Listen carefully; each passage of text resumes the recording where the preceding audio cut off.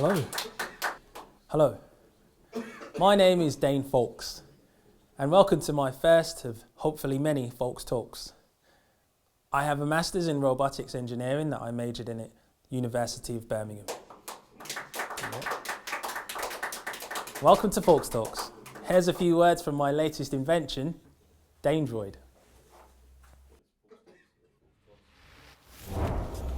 Welcome to the first of many intuitive lectures entitled Faulks Talks. I'm Danedroid. Howdy. Faulks is a young and talented robotics engineer specializing in the development of robotic railway workers. He works for a development company called Robotic Workforce in UK Railways and is an expert in his field of engineering. To date, Faulks has developed concept designs for robotic station staff. These include robotic ticket inspectors, robotic train dispatchers, and robotic bathroom attendants. Faulks is now developing a concept for robotic maintenance staff for permanent wave, signaling, off-track, and overhead lines. Faulks hopes that once implemented, these can be further developed into multifunctional robotic maintenance teams, something previously only ever dreamt of. Now, please sit back and enjoy Faulks' first talk on upward delegation. Thank you, and thank you for coming. So, when we talk about upward delegation, what do we actually mean? Most of you here will be junior or middle management, right? Right?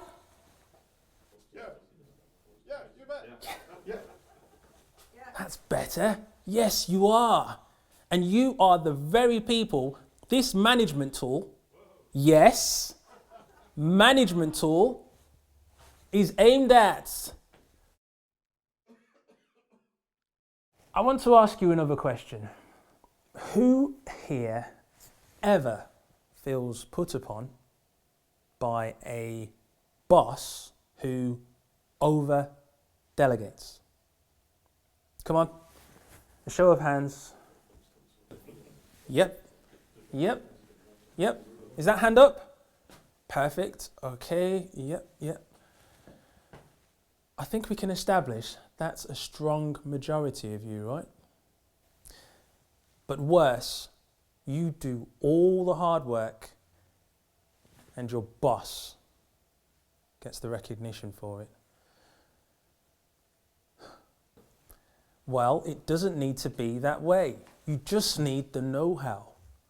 And that's the concept I want to share with you today. Upward delegation. Listen to the words. Upward delegation. And here's another word. Empowerment. Yes, folks. Upward delegation makes you feel empowered. All right, your boss still gets the credit. But here's the good bit. Your boss actually does the work. How good is that? Here's a short film.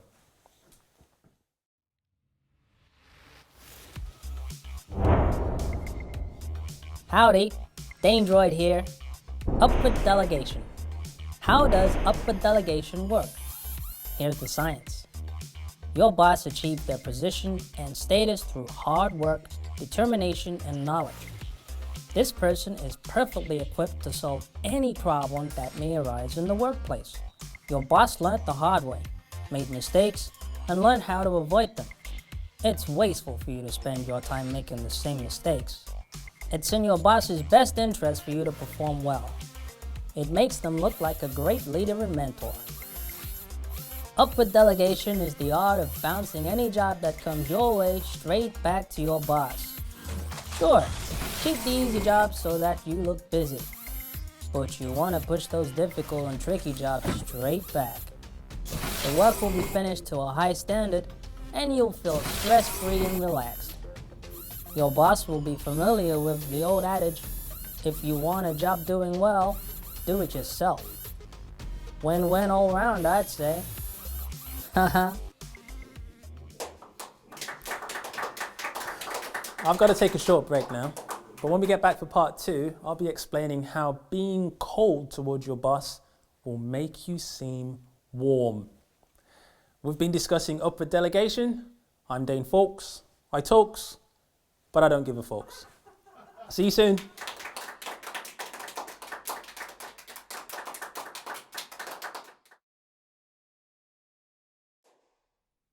Welcome back to part 2 of my Faulks Talks on upward delegation. Yeah. With this technique, you are going to be completely stress-free. You are going to have time on your hands. Time! Who has time at work right now?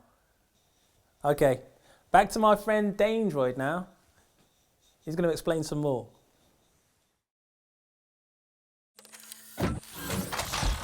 This is a complex subject, but once you've mastered it, you'll be thanking me forever. Today, we'll concentrate on the concept of upward delegation. Let's lay some foundations, some ground rules to achieving it. Stick to these and you'll be laughing all the way to the gym, coffee shop, or whatever you choose to do with your newfound friend. Spare time. Now, to get this right, your boss needs to trust you. You need to strike up a good relationship with them. You need to be cold. In return, your boss will think you're warm, willing, amenable, reliable, and marvelous. Warm. But to appear warm, you need to be cold. Let's break this down. Dane Faulks, tell us what cold means. C. C is to be courteous towards your boss at all times. Be polite and well-mannered. Make them a drink whenever they look like they're flagging. Remember that good manners cost nothing, and you're already on the path to being warm. O. O is to be open. Remind your boss regularly about how busy you are.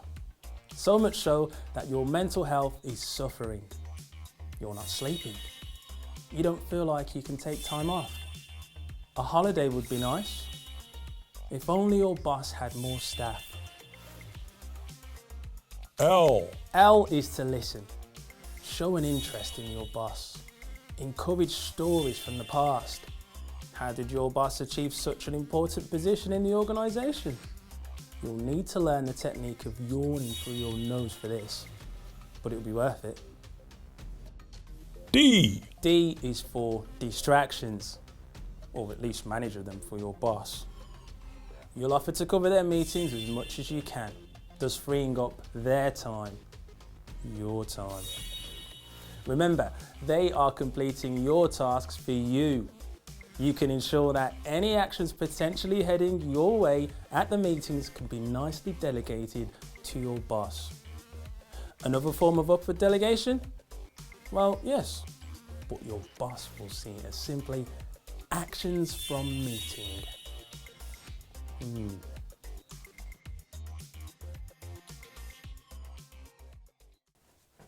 It's time to take a break again, but I'll be back shortly to show you examples of how being cold to appear warm really works, and a more in-depth analysis at upward delegation. I'm Dane Faulks. I talks, but I don't give a Faulks.